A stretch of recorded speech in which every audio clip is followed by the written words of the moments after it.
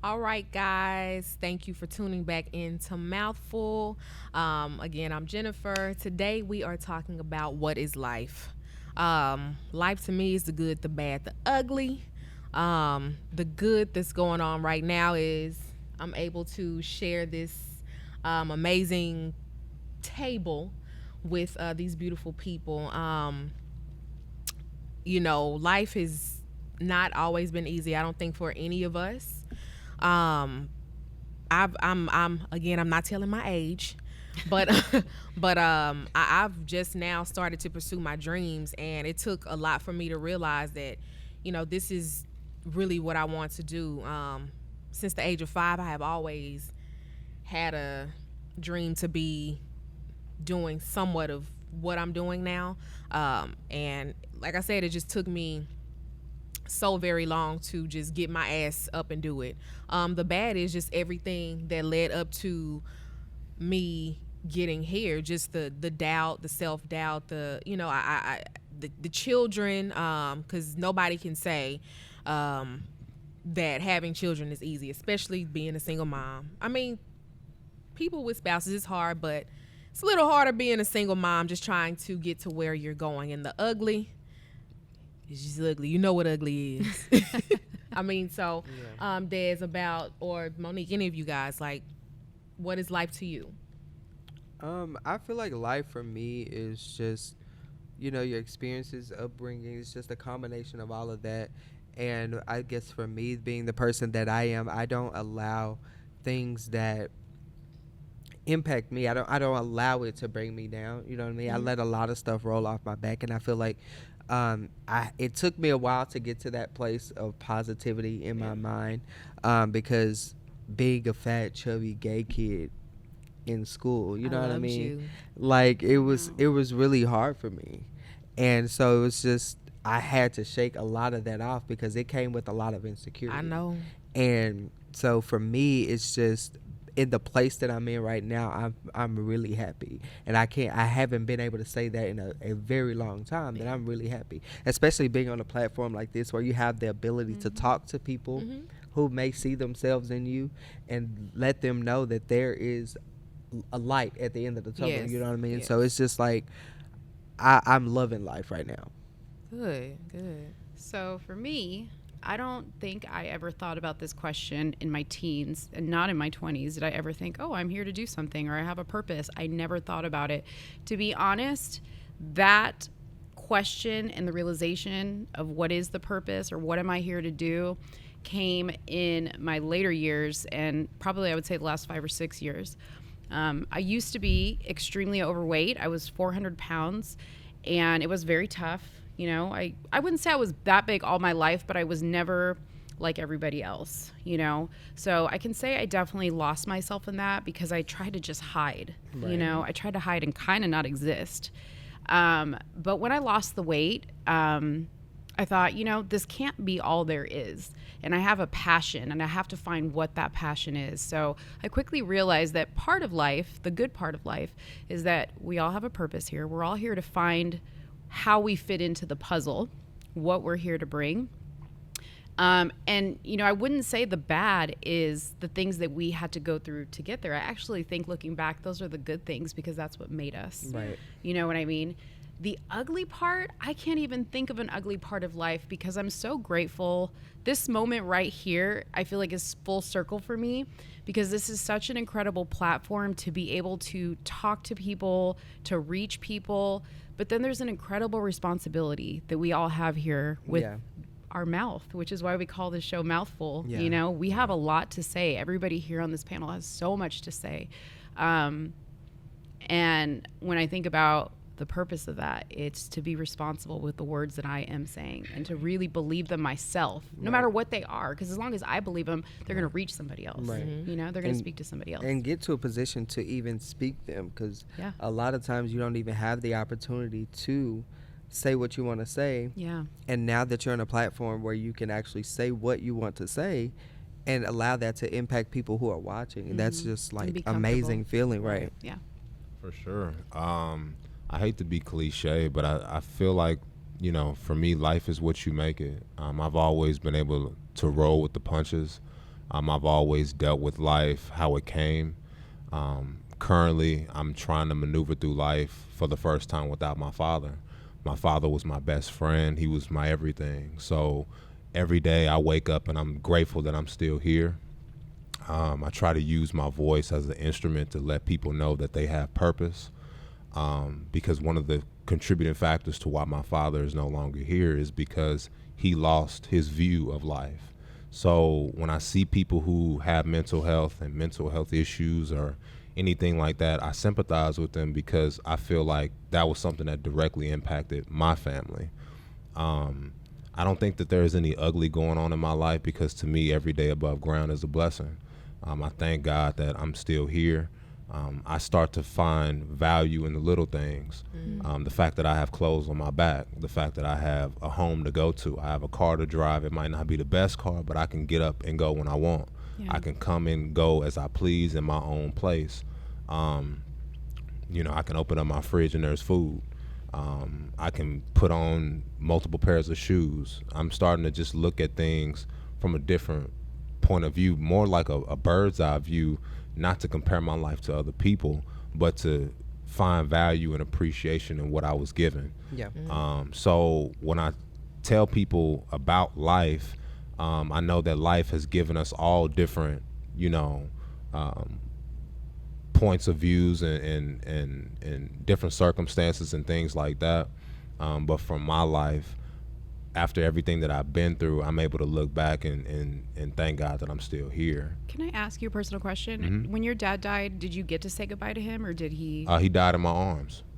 And did he say, like, because this is what's always interesting, like when people are in that type of situation or like tragedy happens, like 9/11, it's, everybody has that moment where you start to like reevaluate, right? Right. Did your dad say anything to you that like was like, wow, like it was almost like if maybe like a flood of wisdom came to him in his final moments, or? Not necessarily. I found him unresponsive. He was still breathing, but he was not responsive to where he could share a moment with me.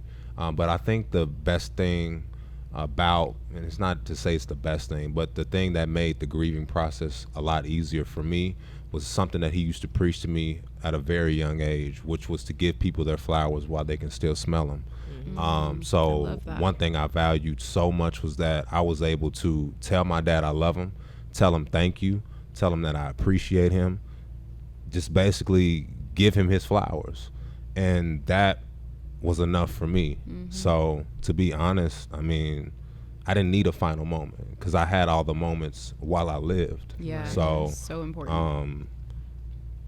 I didn't really need it. So I stood by his words and I just gave him his flowers while he could still smell them. Yeah. And I think that's very important for people to really take away from what I'm saying. No matter what the circumstances are, don't let a little situation that may, tear a relationship or a friendship apart, stop you from speaking how you really feel. Because you don't want somebody to die and you not be able to tell them how much they mean to you. Yeah. And that's something that I go to bed every night knowing that at least I know he left this earth knowing that I loved him. Yeah.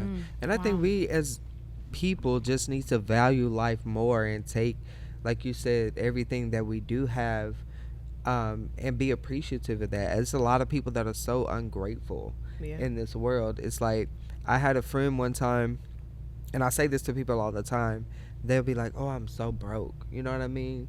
But you have a roof over your head, you have a car to drive, you have food. Like, it's a difference being broke and not being able to take care of yourself. Yeah. Right. And taking care of yourself, and you're being broke because you had to do that. I You know what I always mean? say So you there's have to people think that of would it. kill for your problems. Exactly. Yeah. Exactly. And I feel like we just need to value the life that we have more than what we do, because I don't feel like a lot of people appreciate what they have. But you know why that is, though? It's say, why do because you- people are constantly looking at other people's lives trying to measure up Compare. their own. Right. I don't believe that life is supposed to be, I don't look at anybody else's life and say, oh, well, he got more than me, so he's more blessed than I am. Because you never know what that person went through to get to where they are or what they were blessed with.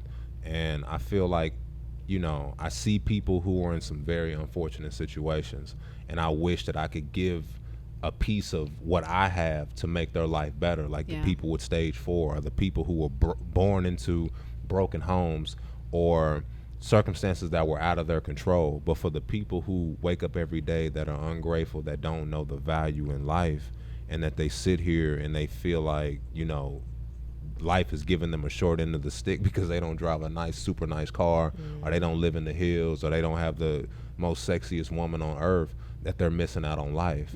You know, I can point you down a couple streets by where I live, and I can tell you some people sleeping in some sleeping bags tonight. Oh, yeah. You know. So what does it take for you to see that value? You need to be humble. I think a lot of people really need to be humbled. I've had to be humble Yeah, because me my too. dad has used to humble me, because I used to look at my friends and be like, well, they got Jordans on. Why don't I have Jordans? My dad used to buy me K-Swiss, and I used to get talked about every single day. K-Swiss were for the lame kids who didn't have no money. And I remember first day of school shoes. Yeah, so it was the 2 for 89s. Yeah, I used to And have the feelers. the feelers too, the in every Reeboks, color. all that. So yeah, my dad was real, you know, standard with that. He used to say you can get a black pair and a white pair, and that's all you can get. That's all. You can't get no colors. You can't get red, because we wore uniforms. And I remember one school year I mustered up enough courage, and I said, Dad, you know what? You cheap. It What was did he probably do? the worst decision that I ever made. He didn't whoop my ass, but he just basically humbled me and said, son, since you feel like I'm not giving you enough, why don't you start school with what you had on for the last day of school? Oh. Let's see how you act now.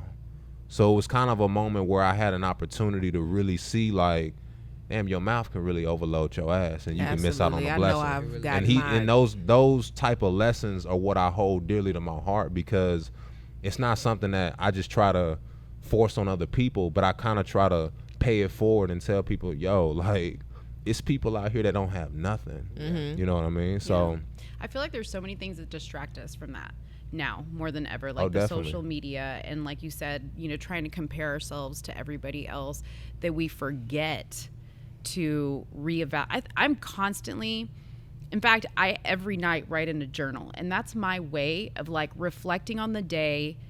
Did I accomplish what I needed to accomplish, and then reset for the next day? I feel like you have to constantly reset. You can't just be like, okay, when I grow up, I want to do this, and then you never think about it again, and Right. you just go for it. You have to have a plan. And, you know, going back to the what is life, life is, you know, I really believe a plan is already laid out for you. I feel like your destiny is already written. However, you can go off track. You know, For sure. you're not just on a straight road. There's all these detours that you can take, and if you get too far off, then you're off your path. You're off Right. the plan. So, you know, I feel people get I've distracted. definitely Yeah. been distracted for years and years and years, just thinking that I couldn't do it, and that attitude just led me to failure. Yeah. And 'Cause I feel like you speak things into existence, Yeah. man. I mean, to be honest, just really damn near, I have been lost for years on top of years, and it really took me to be around positive people, telling them, hey, you know, I've always thought about this, and they telling me, well, do this shit. Yeah. Yeah. Do this shit. If you Yeah. want to do it, and continuing to talk to them on a daily, just building that friendship up to just get to where I am now. I'm proud of myself. I'm not all the way there. I know I'm not. I still have a long road, but I see the light. no, Yeah. for sure. So And yeah. I feel like people also ignore the signs. Like when you do come off that path, like God will send you signs. Thump you on the head. And he will keep sending them to you, and you keep ignoring them. Like I've had so many people in the past year come to me and like, you need to start a YouTube channel. You should do stand up. You should do this. You should do Yes. that. And things that I would never see for myself. And it's like now I'm on this platform, and it's like I can see that for me. You know what I mean? Yes. Yeah. Because I've ignored it. So you ignored those things. Absolutely. And you're aware of it. Yes, and because like now I'm on this platform, now I realize that this Another is opportunity. You know what I mean? Man. So it's like I'm taking this and I'm allowing it to build a brand that everyone else had saw for me Yeah. that I didn't see, and it would be Yes. from people that I never met before. I've Like heard they've it, seen yep. me on like social media from a friend or a family member that are friends with me on Facebook and stuff like that. And because of where I work, I have the ability to reach a lot of people Yeah. in a short amount of time. So I would have people randomly walk up to me in different cities because I have the ability to travel. And so people will walk up to me in like random places. Like I was in Atlanta one time and this man just walked up to me, "Your name is Desmond, right?" And I was like, "Yes, it is." It's kind of creepy. What you But he want? was like, "Man, I've followed you for a minute and you are so hilarious. You need to be on somebody's Yes, camera." yes. You know what I mean? And it's like we need to take heed to What when we people do come off that path, the signs that God are giving us, because He's giving them to you, and you're just ignoring So them. what's the plan, Desmond? Desmond's not everybody. Anybody want to reach out to Desmond? Sign him to a comedy club. I'm seeing a podcast. I don't think stand up is for me. Yeah. A lot of people have said to do stand up, but Yeah. I don't think that's Harder for than me. people Yeah. think. You know what I mean? And Yeah, but I for do sure. want to like start a podcast and start to build my brand. You know what I Mhm. mean? Because I lost me Yeah. for a long time, and I'm starting to now find Yeah. Desmond. And it's also like opening yourself up to criticism because, you know, Dawn has a podcast, I have my YouTube channel, or even just your social media channels. The more you like really express who you really are, you're becoming vulnerable. And it's hard. Like that in itself is a challenge because you have to put yourself out there, you Right. know? And if you following your dreams is not the easiest thing It's not. because you take that criticism a lot more. Yeah, but you personal. also think about the positive side of that too. Like you're being vulnerable and allowing people to see you, and they're accepting that. So why I try to focus on that aspect of it. People are gonna say what they want to say regardless Right. of you could be the best. You could be Barack Obama. Yeah. You know what I mean? They're going to find something negative to tear you down. So you just have to, filter that out and maintain the positive of all of these people Know that who are you there are. to support you.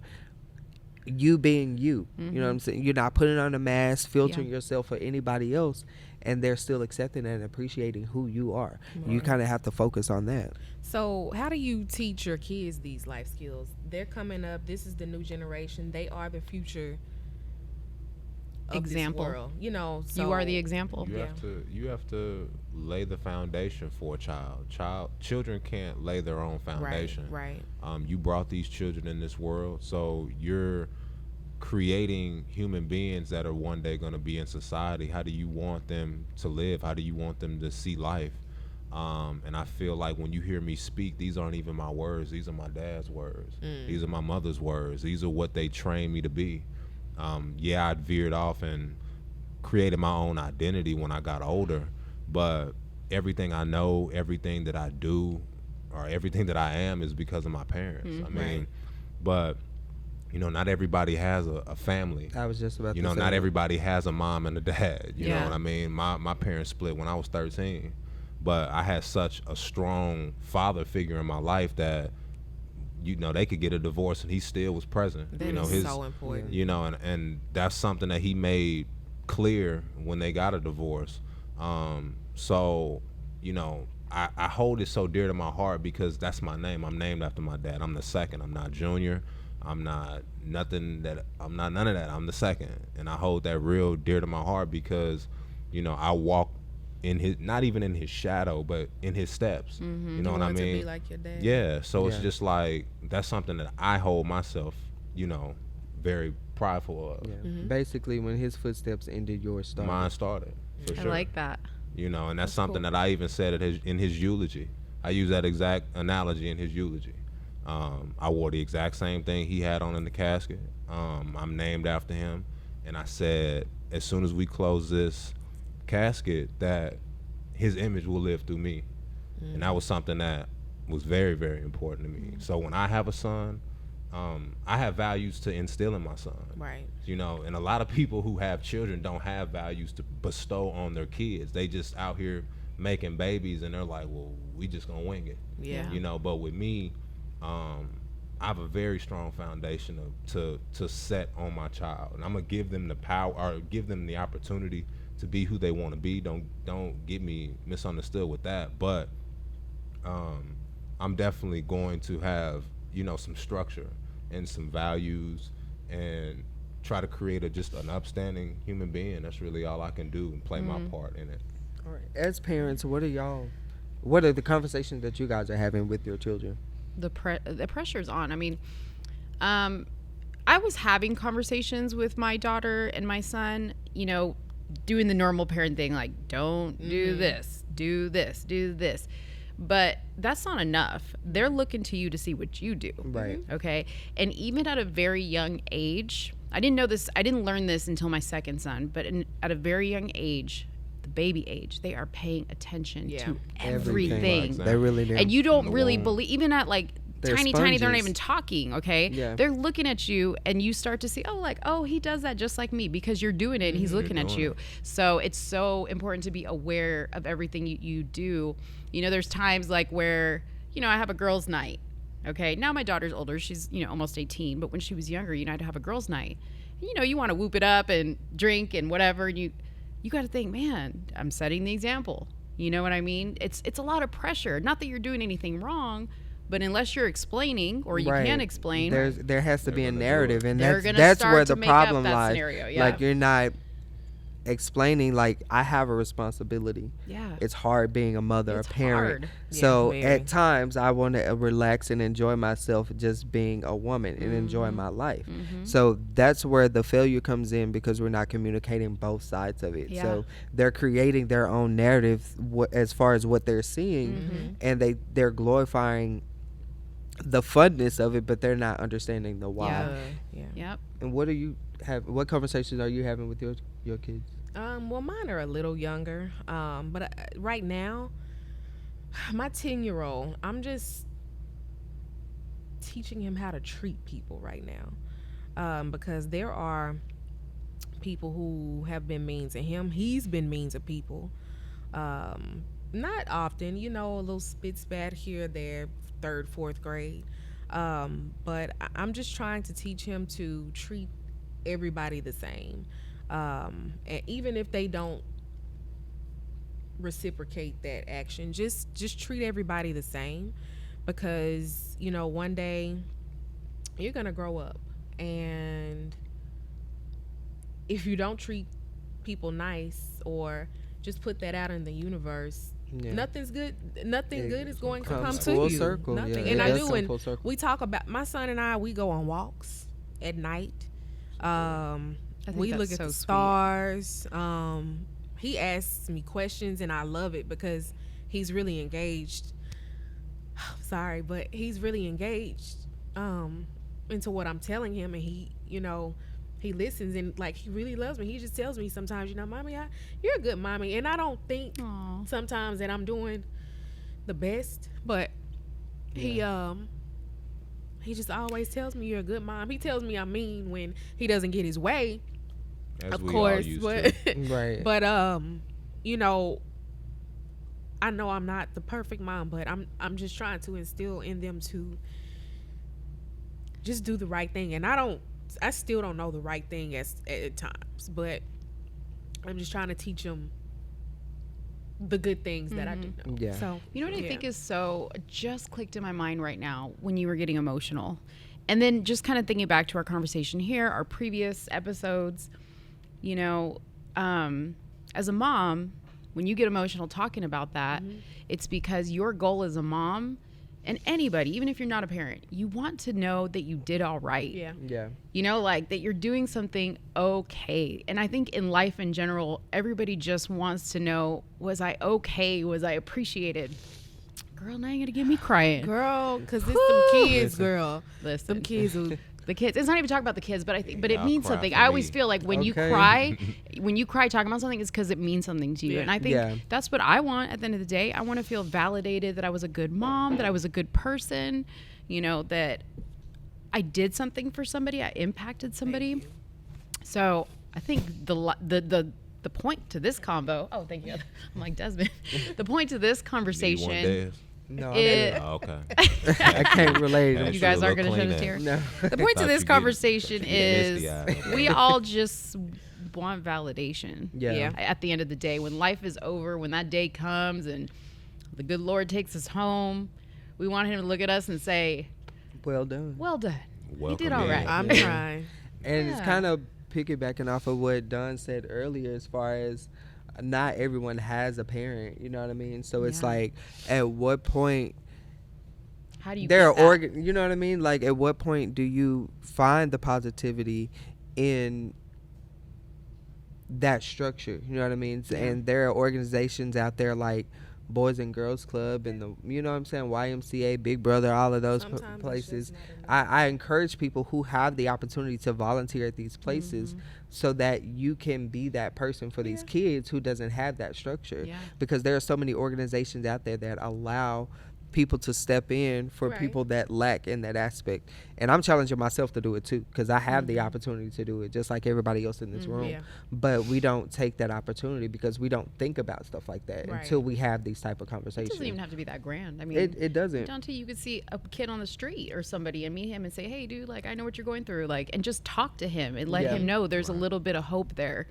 But I feel like it's easier to do that in a environment where this is what we're encouraging as to walking up to a kid on the street. Yeah. Especially as black men. I'm not gonna walk up to this random child on the street. True. You know what I mean? Yeah. So I feel like Yeah, I get that. encouraging people to visit these organizations that kind of create this environment for people to get the aspect of Mm-hmm. wanting to make sure that you have that structure Mm-hmm. and that bringing up to teach these kids, because like you said, they are the future. This is what we need. You know what I mean? Yes. Not Yeah. to be cliche and say, you know, kids are the future. So you know, it's They are, real. though. We It we is. were all once children. We are And now what our parents, how am I trying to say it?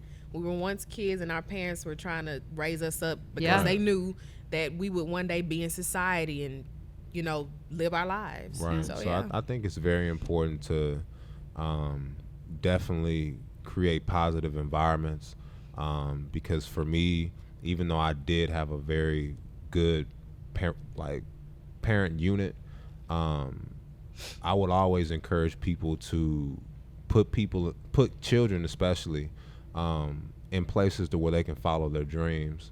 Where they can succeed. I mean, I'm 26 now, and I just remember being blind to what I wanted to do until I put my mind to it. And until I put my mind to it, I was always blind, waiting for other people to lead me. Yeah. And Yeah. I've seen so many people's dreams, kids' dreams, friends' dreams die because they didn't have a vision. They had an idea, but they didn't have a vision. And you know, an idea can't lead you; it can't get you anywhere. The vision is what's going to take you. It's going to take you to places that your mind can't.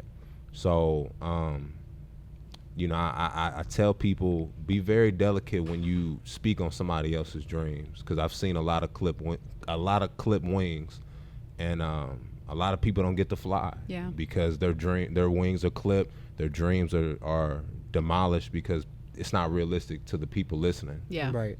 Because you know, a lot of people might think that this whole thing that we're doing is just far fetched, but we're doing it. Yes. You know, and we're reaching people that we might not have ever thought we would reach. Yeah. And It's amazing. you know, It is amazing. I am It's so- beautiful. shout out to the Like- whole Mouthful gang, man, the whole crew, Yes. everybody, man, everybody behind the scenes, the producer, cameraman, everybody. Don's already over man. here I accepting gotta- his Emmy. I gotta shout Wanna out thank everybody, all the little man, people. Yes. because it's not just us. You know what I Yeah, mean? right. So I let people. I need people to understand that Everybody in The here picture, probably yeah, gotta everything. have it's a bigger than dream. what you Yeah. see. You know what I'm Yes, saying? yeah. We're on camera, but trust and believe it's bigger than what y'all are seeing. Yeah. It takes more than what y'all are seeing. So Oh, yeah. I always got to give credit. I'm not trying to bombard my cast or anything like that, but I definitely want to let everybody know that I'm so grateful and appreciative of everybody up here Aw. behind the scenes. Thank you, Don. Thank you, Don. Everywhere. We appreciate you. We You know what I'm Yes, saying? we Because appreciate you gotta let people know that they're appreciated and Yeah.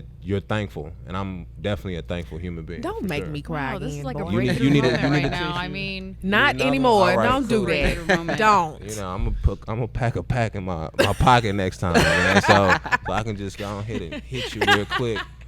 You know, But yeah, we definitely do appreciate that. Yes, you know what I mean? For sure. It means a lot. That's a beautiful moment. That's a And, great way to end the episode. it definitely Dante is. and gave you us know, some love. I'm all about showing love, man. Okay. Awesome. All right, guys. Well, we're going to wrap up this episode. This was a real great discussion. Thank you guys for watching our show. Don't forget to follow us on Facebook at Mouthful. at Mouthful_TV on Instagram. Like and comment below in this video, subscribe to the channel, and hit the bell so that you get those notifications when we get another episode uploaded. Thank you guys. Peace. Bye. Peace. Hey guys, thanks for watching Mouthful. Stay tuned for Spoken Word by Black Caesar, aka Brother to the Night.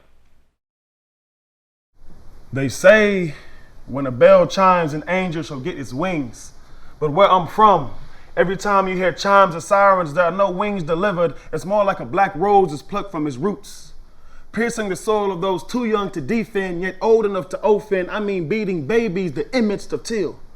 They try to dazzle me with fallacies of what I couldn't see, when in retrospect, what I couldn't be was free. You see, these bullets take the place of seeds and begin to grow graves of Afro turf and what was once a young black pot of gold.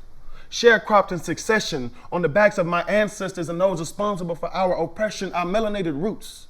Too rich to emulate natural solution, extermination of Mandingo generations, one nigga at a time. But the question is, why does our presence create discomfort? Why is it black roses don't get the same treatment? I mean, do you live around here? Step out of the car, nigga, stop resisting. It'll only get worse, and this body cam don't work. I'm sorry. I meant privileged nutrition. White roses are given. Seems fear of the unknown will leave you riddled with seeds as they tiptoe past stems of hate that cannot be explained. How do you prepare a black rose to accept its petals when society won't? Attempts to weaken ancestral roots, ensuring these systematic chains can never be broken. My son God finds a way to shine on this black turf. Born again in his likeness, God has always had a bigger plan, yet we find ourselves fertilizing the wrong soil. Focus too much on journey and not enough on destination. Blossom, young black flower, blossom. Maybe this is my parable of the sower, my resurrection Sabbath, and they say roses cannot rise from concrete. Grass is always greener on the other side. Seems to me grass is greener where you water it. And roses will die if seeds are thrust into its body, plucking it from this earth. Maybe we'll call it a picnic. After all, ain't they always picking niggas and hanging us up for display? When I wrote this poem, I was smelling the roses. When I finished, I realized black roses and black people ain't so different.